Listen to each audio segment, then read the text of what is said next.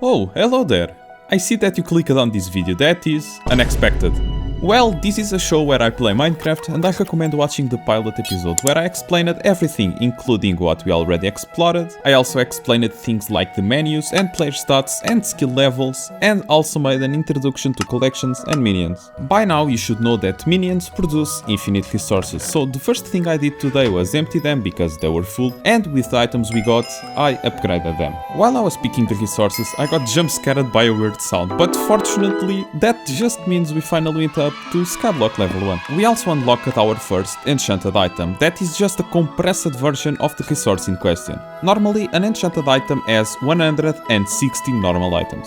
We can craft those by doing this, saving storage, and they will be needed for a lot of recipes, including upgrading minions. After doing some daily cleaning, it was time to explore more the hub and keep doing the quests. This is our exploration map right now, and this time let's go to the right of the mayor's house. At the entrance of this pathway, there was our 7th villager, telling that I could play a game co-op or with friends, so useless for the average Minecrafter.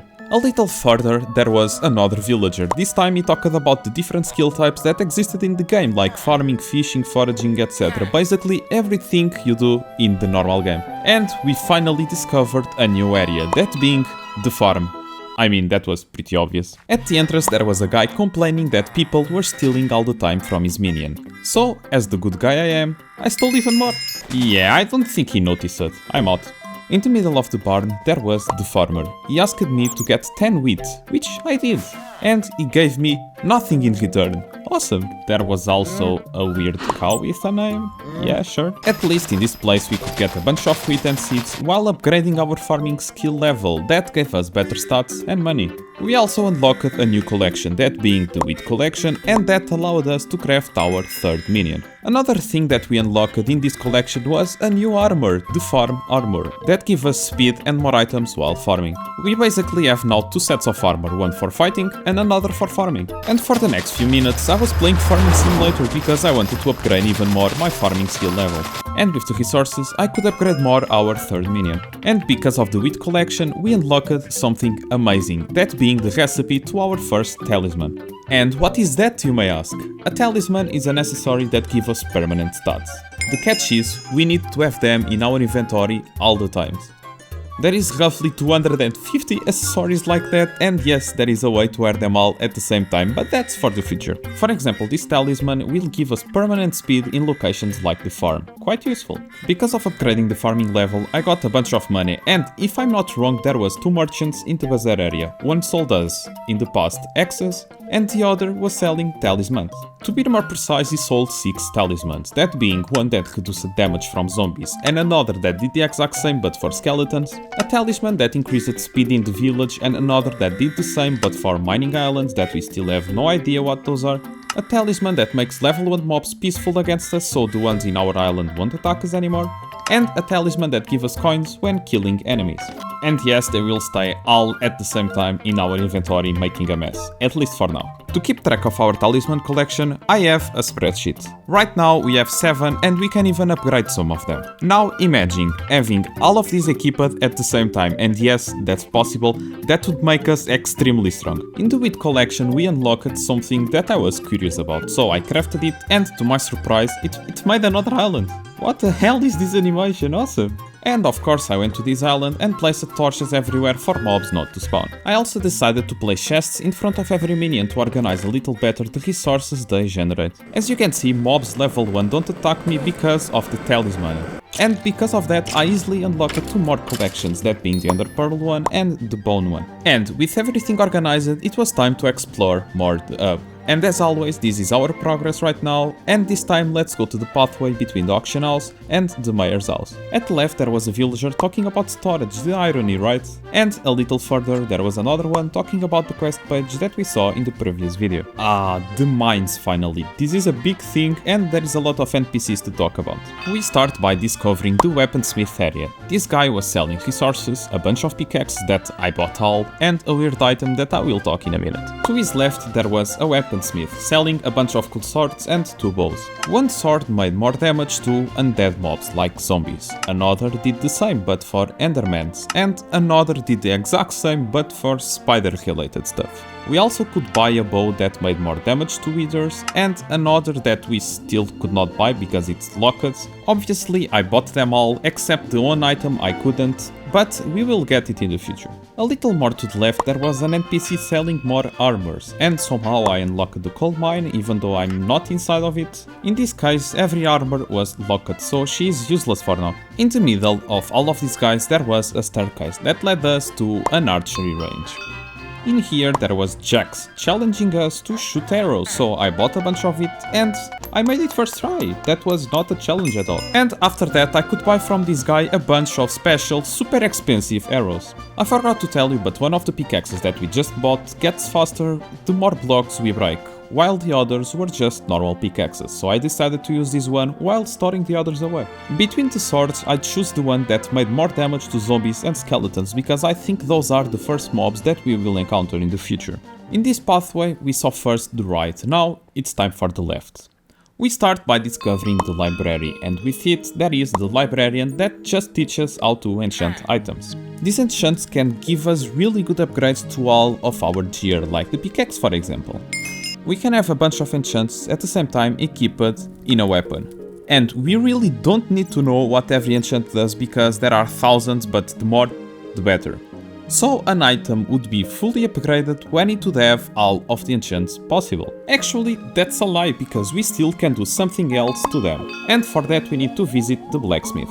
At the back there is this weird guy that talks about cosmetics, so we really don't care. In the area at the right there was someone who told me to come here in the future, probably a shop, and at the middle there was the blacksmith who gave me the quest to get 10 coal. So I added to the coal mine that was at the end of the pathway, got some coal and also unlocking a new collection, let's go. After that I went back to the blacksmith, finishing the quest and unlocking reforging.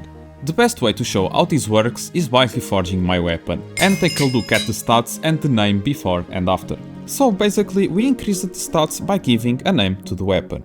The thing is there are multiple names that we can get and each name gives different upgrades. According to the wiki, for the sword we could get 9 different names, each one increasing certain stats. For example, if I wanted more stamina I would go and try to get heroic, but if I wanted strength I would go for epic or heroic again. The thing is, reforging is like a casino. You can reforge multiple times the same weapon to try and get the name you want, but each time you do it, it will cost you coins. This is what I call random reforging because it's based on luck. But there is another type of reforging that is certain, and we can do that by using weird items like the one that we got before. In this case, this item will give the name Fruitful to a pickaxe that will increase speed, fortune and defense. There is a total of 60, maybe 70 special items like this that we can use to reforge, and we will try to collect them all. At least we already got one. Enough of reforging, so my next task was to get enough coal to craft our 4th minion. When I got home, I found a chilled creeper that allowed me to unlock another collection, that being gunpowder. I also crafted the Coal Minion as soon as possible because that will allow us to progress on the coal collection. And while the minions were working, it was time to explore the last part for today's episode. That being the house close to the farm and right of the mayor's building. And this will be the introduction to pets. In Skyblock we have pets like your dog that follows you around and you get stronger while he is with you. Each pet can increase certain stats, but you only can have one equipped. For example, if I am farming I would equip the elephant pet that increases stats related to it. But for fighting I would equip the Yeti pet that gives me more strength. There is a total of 75 pets and guess what, yes, we will try to collect them all. At the entrance of the pet care area there was Bia who sold us our first pet, that is being a bee.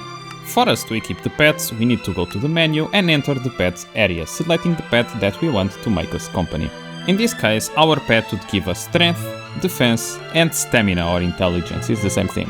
And now we have a level 1 bee following us. Oh yes, and pets have levels, they can reach level 100 and we can upgrade them the same way we upgrade ourselves. So when we gain some skill XP by farming for example, it will also share the XP with the pets that we have equipped, increasing his level. Now let's finish exploring this place. At the back there was someone who told me to come back later when I had a bigger taming level, so when I have more pets, and there was also a pet close to him. At the left there was George, and instead of selling pets, he was buying them, so this is the place we should go when we get a repeated pet, because that can happen. This place had also a garden with a guy that sold pet upgrades, yes they exist, and it's basically to make pets or the player gain more XP depending of what we want. And a girl that takes care of your pets for some time, and it will increase the rarity of the pet in exchange for items or money. Yes, pets have rarities, and of course a legendary pet is better than a common one. While I was exploring the pet system for the first time this series, there was an event related to pets that you can see on the menu, that only occurs once every 2-3 days in real life, and it's basically an NPC at spawn that sells special pets. Of course everything was too expensive for us, but at least we met another guy and saw some cool pets. On the pathway to the forest that we visited in the previous episode, there were some houses that I wanted to check. The one on the right we already saw and connects to the bazaar area, but the one on the left might be my favorite till now, because I am a builder. At the entrance there was a fellow builder that sold cheap resources for us to build cool stuff in our island. At the top floor there was someone selling stuff with colors, and on the lower level there was Mumbo Jumbo selling redstone components. That was just a tip for the start of the next episode. Today we explored a good part of the hub, we talked about talisman, reforges and pets, increased our collection numbers and also the minion numbers, and in the same page we started collecting all of the talismans. Trust me, we have a long path for it. We also started collecting all of the reforge stones, that is also going to take a while, and we will also try to get all of the pets that might be impossible. So see you next week, I guess. So, he kept his promise and made another episode, even though people don't watch him anymore. I wonder, what motivates him to keep going?